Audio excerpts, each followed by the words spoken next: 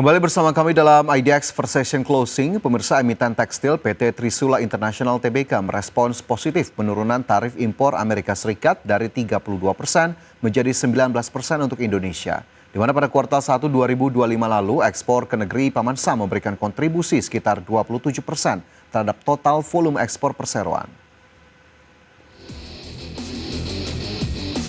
Emiten tekstil PT Trisula International Tbk merespon positif penurunan tarif impor Amerika Serikat dari 32% menjadi 19% untuk Indonesia. Di mana pada kuartal 1 2025 lalu, ekspor ke negeri Paman Sam memberikan kontribusi sekitar 27% terhadap total volume ekspor perseroan, sekaligus menegaskan posisi pasar Amerika Serikat sebagai salah satu kontributor penting bagi kinerja ekspor perusahaan.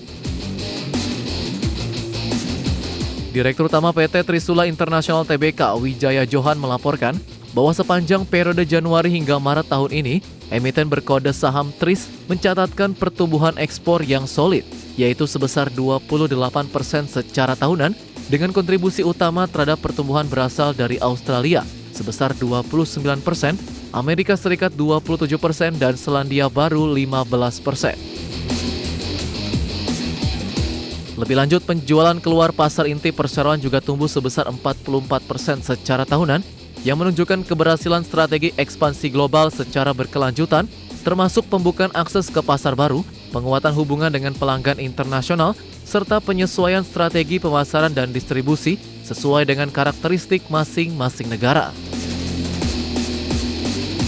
Adapun selain sinergi antar entitas dalam grup, pihak manajemen juga akan memperkuat fleksibilitas dan kemampuan quick response, serta secara konsisten memperluas pangsa pasar yang tersedia dengan tetap menjaga kapasitas produksi melalui permintaan dari pasar-pasar lainnya. Berbagai sumber IDX Channel. PT Bumi Serpong Damai Tbk atau emiten berkode saham BSDE mencatatkan marketing sales sebesar 5,08 triliun rupiah pada semester 1 2025. Capaian ini setara dengan 51% dari target tahunan yang ditetapkan sebesar 10 triliun rupiah. PT Bumi Serpong Damai Tbk emiten berkode saham BSDE bagian dari Sinarmas Land mencatatkan angka prapenjualan atau marketing sales sebesar 5,08 triliun rupiah pada semester 1 tahun 2025.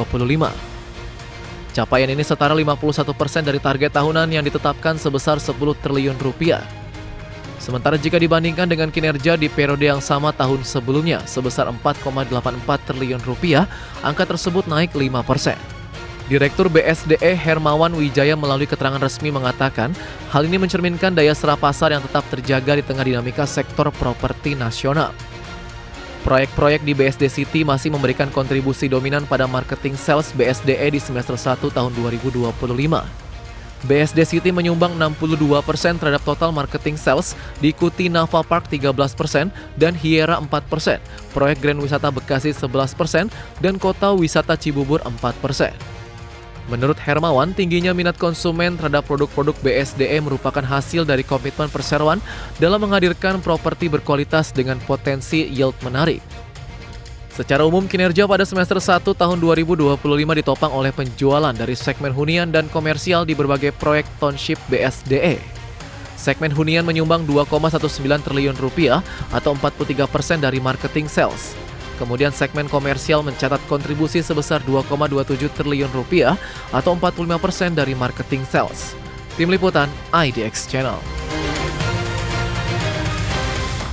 PT Indonesia Kendaraan Terminal Tbk mencatat kinerja impresif dalam 6 bulan pertama tahun ini. Anak usaha PT Pelindo Multi Terminal itu meraih laba bersih 113,8 miliar rupiah.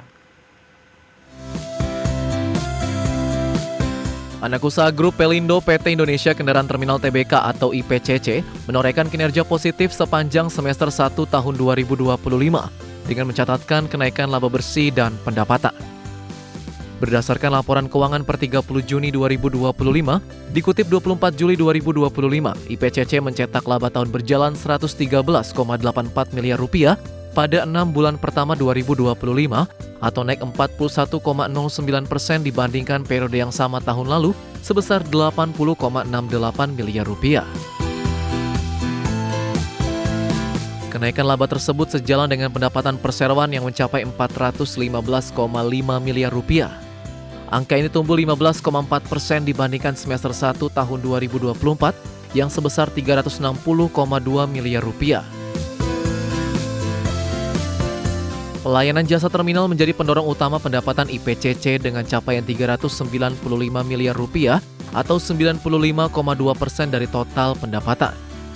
Pelayanan tersebut mencakup kegiatan bongkar muat kargo dan penumpukan. Adapun sisanya berasal dari pelayanan jasa barang 8,4 miliar rupiah, pelayanan rupa-rupa usaha 11,5 miliar rupiah, serta pengusahaan tanah, bangunan, air, dan listrik 326 juta rupiah. Tim Liputan IDX Channel. Ya, kita ke indeks harga saham gabungan pemirsa terpantau hingga penutupan perdagangan di sesi pertama Jumat atau jelang akhir pekan. IHSG ditutup di zona negatif dengan pelemahan 0,14% ke level 7.520.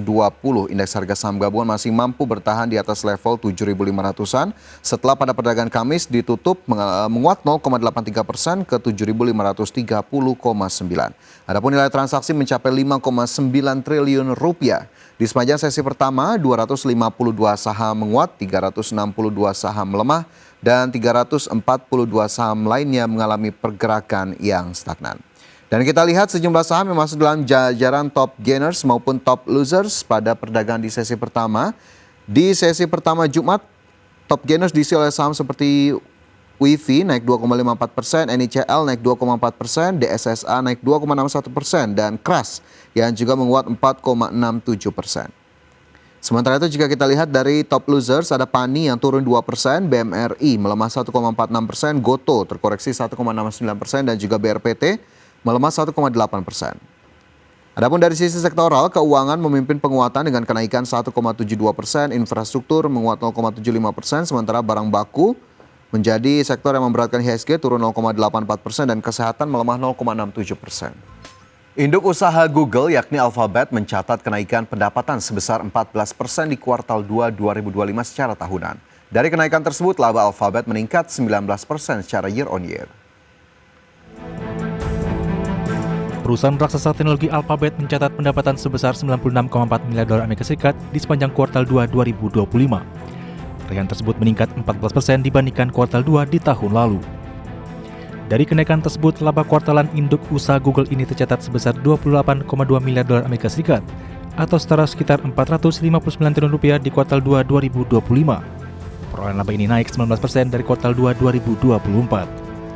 Kenaikan pendapatan tersebut diperoleh dari pertumbuhan yang terjadi di seluruh lini usaha Alphabet. Menurut CEO Alphabet Sundar Pichai, kinerja positif perusahaan di kuartal 2 juga terutama didukung oleh pengguna kecerdasan buatan.